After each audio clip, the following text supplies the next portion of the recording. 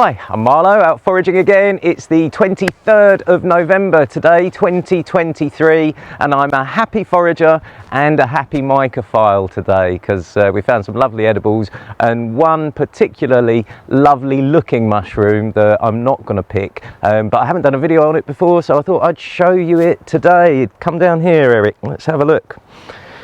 We have our baby Ballerina there.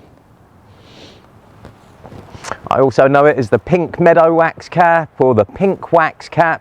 Its scientific name is Porpolomopsis calyptriformis. I did practice that once or twice before this video, and it's a member of the waxcap genus, which is, or the waxcap family. The group's been split up into a few different genuses, and it's a mushroom that I like seeing. It's not one that I ever pick though. It's reported quite regularly, but a lot of books say that it's reasonably rare, so I never pick it. I know that we've got an abundance of waxcaps around here in Hereford, so in Herefordshire, so we get quite a lot that are reasonably rare in the rest of the country, and it's just great to look at. So there was a little baby. Over here is one that's been a bit smashed up, unfortunately.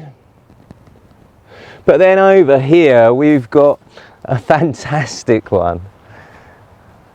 They are quite conical when young, as you saw, very waxy in texture, and as you can see there, they tend to split as the bottom of their ballerina's skirt opens up and flares a little bit upwards. They are a truly lovely mushroom, and as normal, when I do my waxcap videos, I'll give you the advice: whenever there's one of these ballerinas around, whenever there's one of the rarer waxcaps around, you will always find yourself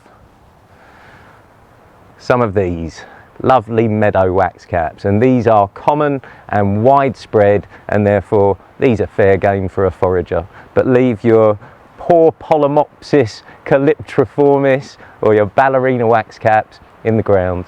And if you want to find out more, go to wildfooduk.com.